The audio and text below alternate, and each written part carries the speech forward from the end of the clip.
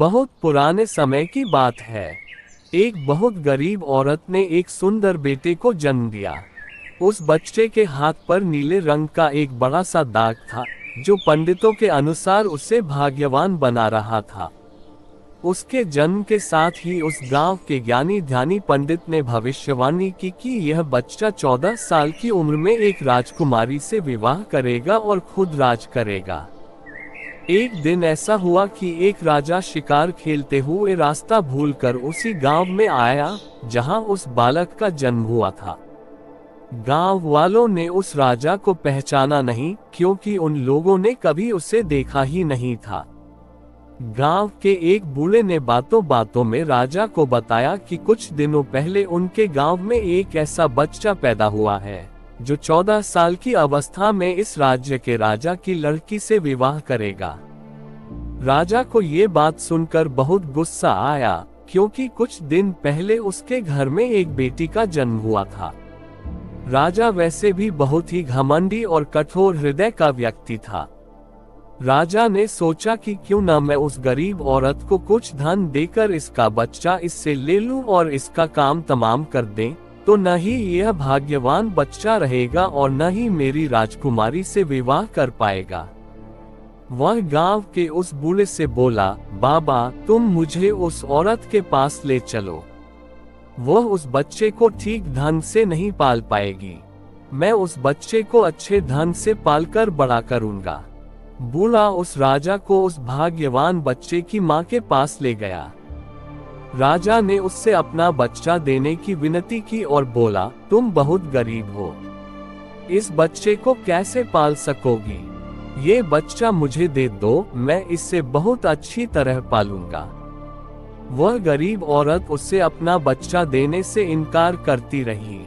तब राजा ने उसे बहुत सा धन दिया और बोला, इस धन से तुम अपना पेट पालना और जब ये तुम्हारा भाग्यवान बेटा बड़ा हो जाएगा तो खुद ही तुम्हारे पास आ जाएगा। गरीब माँ ने सोचा, चूंकि यह बहुत ही भाग्यशाली बच्चा है इसलिए यह अमीर आदमी इसे लेने मेरे घर आ पहुंचा है। शायद यही ईश्वर की इच्छा है। बहुत सोच विचार के बाद उस गरीब औरत ने अपना बच्चा राजा को दे दिया। राजा ने उस बच्चे के लिए एक लकड़ी का संदूक खरीदा और उस संदूक में डालकर बहते हुए पानी में छोड़ दिया। उसने सोचा कि दम घुटने से बच्चा इस संदूक के अंदर ही मर जाएगा। वह ये सोचकर मन ही मन बहुत खुश हो रहा था कि उसने अपनी प्यारी सी बेटी को उस अनचाहे पति से बचा लिया। मारने वाले से बचाने वाला बड़ा होता है। यही उस बच्चे के साथ भी हुआ। वह लकड़ी का संदूक बहते बहते एक पंचक्की में जाकर अटक गया। उस पंचक्की पर काम करने वाले नौकर ने जब वह लकड़ी का बक्सा देखा तो बहुत खुश हुआ। उसने सोचा कि उस बक्से में जरूर ढेर सारा धन होगा। उसने पानी में घुसकर इस संदूक को बाहर निकाला। जब उसने संदूक को खोला तो देखा कि गंदे से कपड़े पहने एक बच्चा उसमें सो रहा था। नौकर ने सोचा कि यह बच्चा मेरे किस काम का, क्यों ना मैं इस बच्चे को पंचक्की के मालिक के पास ले जाऊं। वह जरूर इसे अपने पास रख लेगा, क्योंकि उसका अपना कोई बच्चा नहीं है। ऐसा सोचकर वह नौकर उस बच्चे को अपने मालिक के पास ले गया। पंचक्की का मालिक उस बच्चे को देखकर बहुत खुश हुआ। उसने सोचा कि शायद ईश्वर ने उसकी पत्नी की प्रार्थना सुन ली और इस बच्चे को उसके पास भेज दिया। उन दोनों पति पत्नी ने बड़े प्यार और लगन से उस बच्चे को पालना शुरू किया। जैसे जैसे कह बच्चा बड़ा होता गया उसके चेहरे पर तेज आता गया। उसे कोई भी देखता तो देखता ही रह जाता। एक दिन एक घटना ऐसी घटी जिसने उस बच्चे के जन्म के समय की भविष्यवाणी को सच्चा सिद्ध कर दिया। राजा किसी काम से उसी रास्ते से बाहर जा रहा था जिस रास्ते पर वह पंचक्की थी। रास्ते में अचानक बहुत बड़ा तूफान आ गया तो राजा को उसी पंचक्की के पास रुकना पड़ा। राजा ने उस सुंदर से युवक को दुकान पर बैठे देखा तो उस पंचक्की के मालिक से पूछा, क्या ये तुम्हारा बेटा है? ये तो बहुत ही सुंदर है। चक्की का मालिक बोला, यह मेरा बेटा ही है, क्योंकि हमने ही इसे पाल पोस कर बड़ा किया है। आज से करीब 14 साल पहले ये बच्चा हमें एक लकड़ी के संदूक में मिला था। राजा को पुरानी बातें एकदम ताजा हो गई। उससे चक्की के मालिक की बात सुनकर बहुत आश्चर्य हुआ कि वह बच्चा, जिसे वह अब तक मरा हुआ समझ रहा था, अभी तक जिंदा है।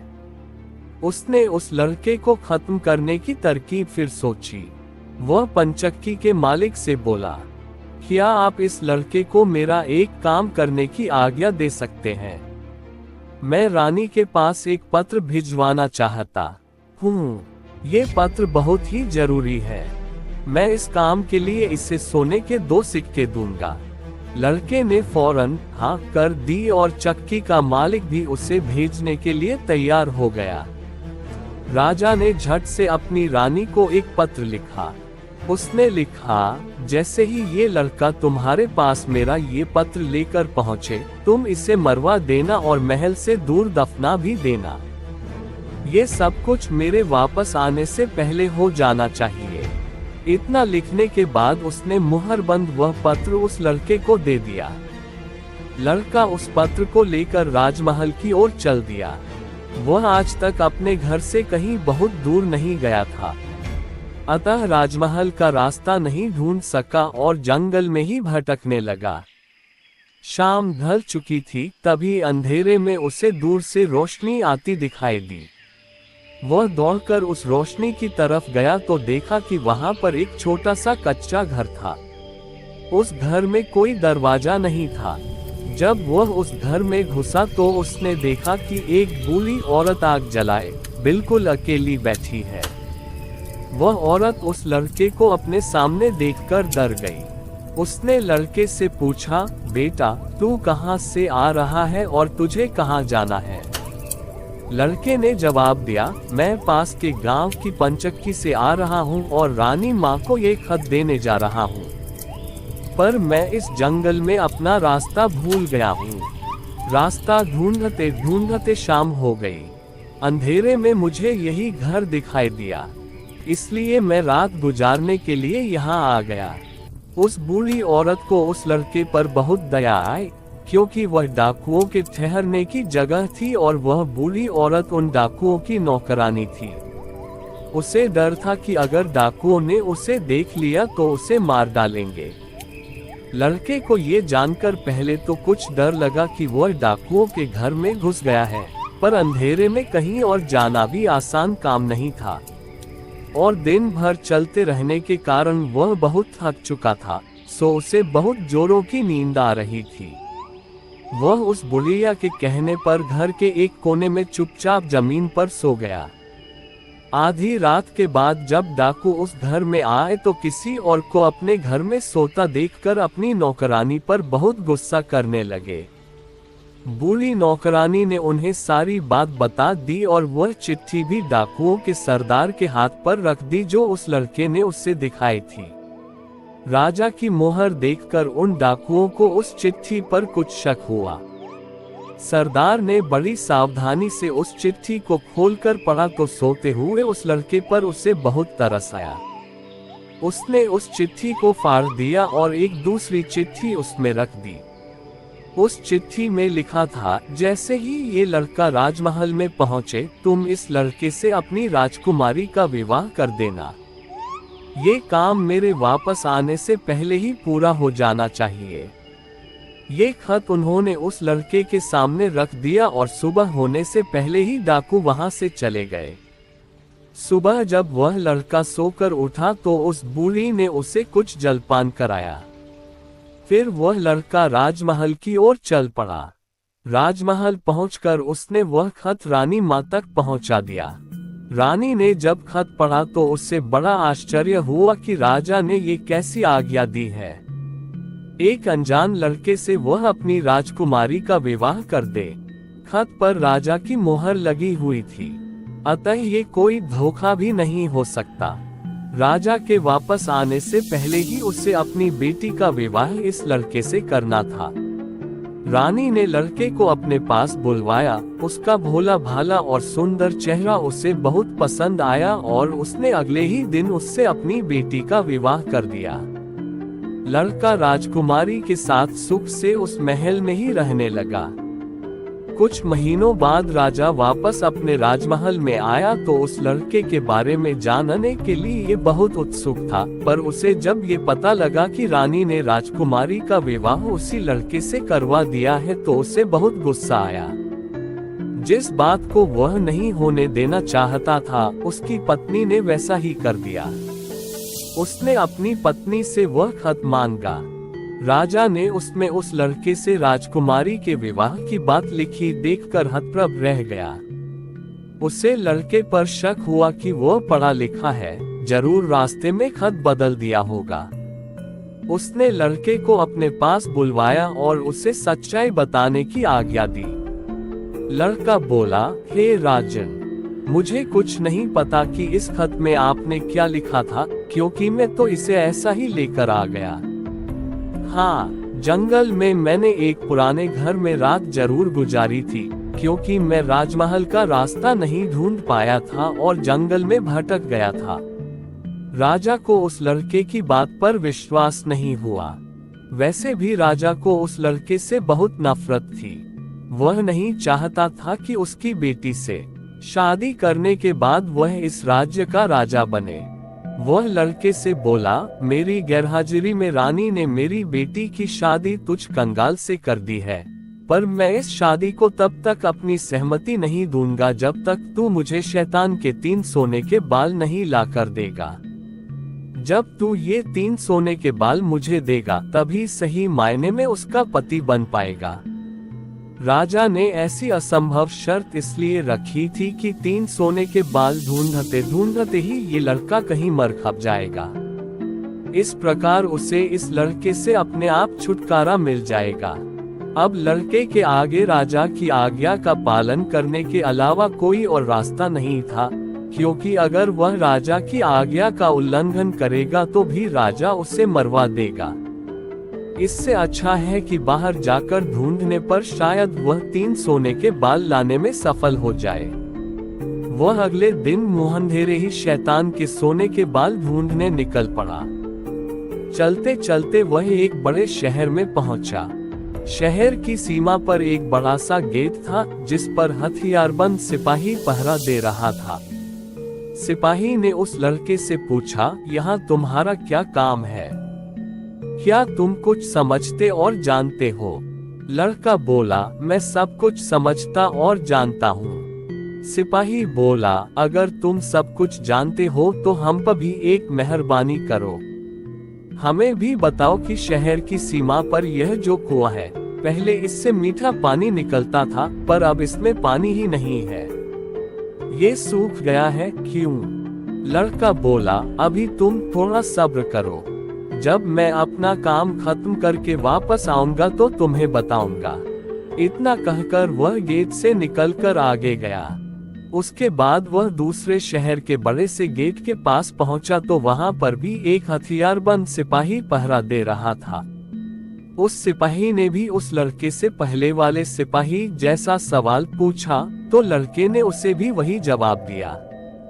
सिपाही बोला, अगर तुम सब कुछ समझते और जानते हो तो कृपा करके मुझे इतना बताओ कि इस शहर की सीमा पर जो सेब का पेड़ लगा है, उसमें पहले सोने के सेब लगते थे, पर अब ये पूरी तरह सूख गया है। अब इसमें पत्तियां भी नहीं लगती। ऐसा क्यों? लड़का बोला, थोड़ा इंतजार करो। अपना काम पूरा करके आने पर मैं इसका जवाब तुम्हें बताऊंगा। इतना कहकर वह आगे चल दिया और चलते चलते तीसरे शहर की सीमा पर पहुंचा तो वहां पर एक बड़ी सी नदी थी जिसमें एक छोटी सी नाव थी और एक नाविक उस पर बैठा था। नाविक ने उससे पूछा, तुम यहाँ क्यों आए हो और यहाँ के बारे में क्या समझते जानते हो? लड़का बोला, मैं सब कुछ जानता हूँ। नाविक बोला, अगर तुम सब कुछ समझते और जानते हो तो कृपा करके मुझे बताओ कि आने जाने के इस काम से मुझे छुटकारा कैसे मिलेगा। लड़का बोला, इस सवाल का जवाब मेरे वापस आने पर तुम्हें जरूर मिलेगा, पर पहले तुम मुझे नदी पार करवाओ। नाविक ने उसे अपनी नाव पर बैठाकर दूसरे किनारे पर छोड़ दिया। जैसे ही वह नदी के दूसरे किनारे पर गया, उसे वहां नीचे की ओर जाने वाला कच्चा और अंधेरा सा रास्ता दिखाई दिया। वह उसी रास्ते पर चल पड़ा। काफी नीचे पहुंचने पर उसे एक बूढ़ी औरत आंगन में बैठी हुई दिखाई पड़ी। जैसे ही उसने उस घर में प्रवेश किया तो उस बूढ़ी औरत ने उससे पूछा, अरे बच्चे, तू कौन है और यहाँ पर क्यों आया है? तुझे पता नहीं कि यहाँ पर शैतान रहता है? लड़का बोला, मैं ठीक जगह पर आ गया हूँ। अब तुम मेरी सहायता करो। मुझे शैतान के सिर के 3 सोने के बाल चाहिए, नहीं तो मुझे मेरी पत्नी वापस नहीं मिलेगी। बूढ़ी औरत बोली, बेटा, ये तो तेरी बहुत बड़ी मांग है। इसे पूरा करना इतना आसान नहीं है। जब राक्षस घर वापस आकर तुझे यहाँ देखेगा तो कच्चा ही चबा जाएगा। इसलिए मुझे ही तेरी रक्षा करनी पड़ेगी। उस बूढ़ी औरत को लड़के पर तरस आ गया। उसने एक चींटा बनाकर उसे अपनी स्कर्ट की चुंटों में छुपा लिया। लड़का बोला, बूढ़ी माँ, मुझे आपसे 3 सवालों के जवाब भी पूछने हैं। पहला सवाल है, एक कुआं जिसमें से पहले शरबत की तरह मीठा पानी निकलता था, आजकल क्यों सूख गया है? दूसरा सवाल है कि एक सेब का पेड़ जिस पर पहले सोने के सेब लगते थे, अब उस पर पत्ते भी नहीं लगते, वह पेड़ क्यों सूख गया है? तीसरा सवाल है कि एक नाविक को क्यों हमेशा इधर से उधर जाना पड़ता है, उसे इससे छुटकारा क्यों नहीं मिलता? बूढ़ी धाई माँ बोली, ये तीनों बड़े कठिन सवाल हैं। इन सवालों के जवाब भी हमें राक्षस से ही मिल सकते हैं। मैं तेरे लिए यह कोशिश भी जरूर करूंगी, पर अब तू चुपचाप छुप जा, नहीं तो जिंदा नहीं बच सकता। शाम को राक्षस घर पहुंचा। अंदर घुसते ही उसने शोर मचाना शुरू कर दिया, मुझे अपने घर में किसी मनुष्य की गंध आ रही है। आज जरूर कुछ गड़बड़ है। यहाँ कौन आदमी आया था? इतना कहकर उसने पूरे घर में झांक कर देखा, पर उसे कोई भी मनुष्य नहीं मिला। उसकी धाई माँ उस पर गुस्सा करने लगी और बोली, अभी कुछ देर पहले ही तो मैंने पूरा घर साफ किया है, मुझे तो यहाँ कोई मनुष्य नहीं दिखाई दिया। लगता है तेरी नाक में ही मानस गंध घुस गई है। चुपचाप आराम से बैठ और भोजन कर। राक्षस को जब कोई मनुष्य नहीं मिला तो उसे अपनी धाई माँ की बात पर विश्वास करना पड़ा। वह चुपचाप खाना खाकर वहीं जमीन पर बिछी हुई बड़ी सी चटाई पर लेट गया। लेटते ही उसे नींद आ गई।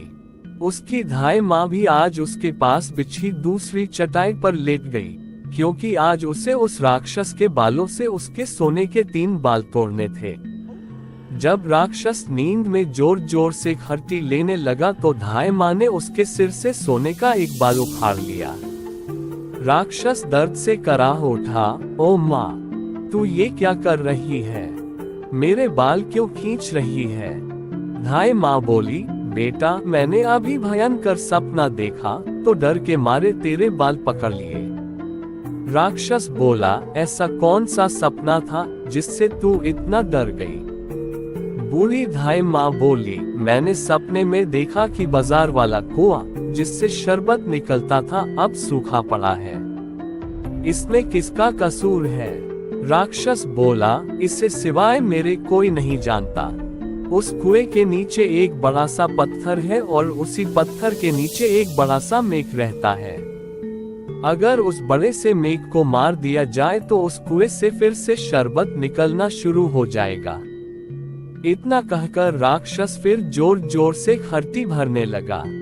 धाई माँ को जब विश्वास हो गया कि राक्षस पूरी तरह से सो गया है तो उसने उसके सिर से सोने का दूसरा बाल उखाड़ लिया। राक्षस फिर जोर से चीखा, ओ माँ, ये तू क्या कर रही है? धाई माँ बोली, बेटा, बुरा मत मान। मैंने फिर से एक अजीब सा सपना देखा था। तभी डर के मारे तेरे बाल मेरे हाथ में आ गए। राक्षस ने पूछा, ऐसा कैसा सपना था जिससे तू इतना डर गई थी? बूढ़ी माँ बोली, मैंने सपने में देखा कि उस राज की सीमा पर जो सेब का एक पेड़ है, जिस पर पहले सोने के सेब लगते थे, अब सूख गया है। इसके सूखने का क्या कारण है? राक्षस बोला, इस पेड़ की जड़ में एक चूहा रहता है जो इसकी जड़ों को काटता रहता है। अगर उस चूहे को मार दिया जाए तो वह पेड़ फिर से सोने के सेब देने लगेगा। पर अब तू मुझे अपने सपनों से परेशान मत कर, मुझे चैन से सोने दे। इतना कहकर थोड़ी देर बाद वह राक्षस फिर जोर जोर से खर्राटे लेने लगा। जैसे ही बूढ़ी माँ को लगा कि राक्षस सचमुच सो गया है, तो उसने तीसरी बार सोने का बाल उखाड़ लिया। अब तो राक्षस गुस्से से आग बबूला हो गया और धाई माँ को खरी खोटी सुनाने लगा। धाई माँ उसे शांत करने की कोशिश करने लगी, फिर बड़े प्यार से बोली, बेटा, मैं इन अजीब अजीब सपनों का क्या करूं? अभी अभी मैंने फिर से एक अजीब सपना देखा। राक्षस बोला, ऐसा कौन सा सपना देखा? जल्दी कह, मुझे जोर से नींद आ रही है। बूढ़ी माँ बोली, मैंने सपने में देखा कि मुझसे एक नाविक शिकायत कर रहा था कि उसे हर समय इधर से उधर जाना पड़ता है। उसे इससे छुटकारा क्यों नहीं मिलता? इसमें उसका क्या कसूर है? राक्षस बोला, वह नाविक मूर्ख है। जिस दिन वह किसी और आदमी के हाथ में अपना चप्पू दे देगा, उसे हर रोज के आने जाने से छुटकारा मिल जाएगा। इतना कहकर राक्षस फिर से अपनी चटाई पर लेट गया और खर्राटे लेने लगा। अब धाई माँ ने उस लड़के को अपनी स्कर्ट से निकाला और उसे 3 सोने के बाल देकर बोली, अपने तीनों सवालों के जवाब तो तू सुन ही चुका है। अब ये ले 3 बाल और तुरंत यहाँ से भाग जा। लड़के को असली रूप में करने के बाद धाई माँ ने झटपट उसे घर से बाहर निकाल दिया। लड़के ने हृदय से उसको धन्यवाद दिया और अपने ससुर के राज्य की ओर चल पड़ा। रास्ते में उसे फिर वही नाविक और पहरा देते हुए दोनों सिपाही मिले। नाविक ने जब उसे दूसरी ओर उतारा तो वह लड़का बोला, तुम अपना ये चप्पू किसी और के हाथ में दे देना, तभी तुम्हें इस रोज रोज के आने जाने से छुटकारा मिल जाएगा। जब सिपाही को उसने उसके प्रश्न का उत्तर बताया तो उसने बहुत सा धन एक गधे पर लादकर उस लड़के को इनाम के रूप में दिया। वह उस धन से लदे हुए गधे को लेकर जब पहले सिपाही के पास पहुंचा तो उसे भी उसके प्रश्न का उत्तर बताया। उस सिपाही ने भी बहुत सा धन एक गधे पर लादकर उसको इनाम दिया। अब वह सोने के 3 बाल और 2 गधों पर ढेर सारा धन लेकर अपने ससुर के पास पहुंचा तो उसे देखकर राजा हैरान रह गया। तीनों बाल और धन से भरे हुए 2 गधों को देखकर राजा ने उससे पूछा, तुम्हें यह इतना ढेर सारा धन कहां से मिला? लड़का बोला, मैं नदी के उस पार गया था, वहां मुझे बहुत सारा धन मिला, उसमें से कुछ धन मैं अपने साथ ले आया। राजा को लालच आ गया। वह लड़के से बोला, क्या मैं भी नदी के उस पार से तुम्हारी तरह कुछ धन ला सकता हूँ? लड़का बोला, क्यों नहीं? उस नदी में नाव पर एक नाविक बैठा है जो अपनी नाव से आपको उस पार ले जाएगा, पर आप उसका चप्पू उससे लेकर नाव को खुद चलाएंगे तो नदी की दूसरी ओर पहुंचकर ढेर सारा धन ले आएंगे। लालची राजा इतना सुनकर नदी की ओर चल पड़ा। वहां सचमुच ही एक छोटी सी नाव पर एक नाविक बैठा था। राजा उस नाविक के पास गया और उसके हाथ से उसका चप्पू लेकर खुद नाव चलाने लगा। अब उस नाविक को रोज के आने जाने से छुटकारा मिल गया और राजा को उस नाविक की जगह हर समय नाव पर इधर से उधर जाने की सजा मिली।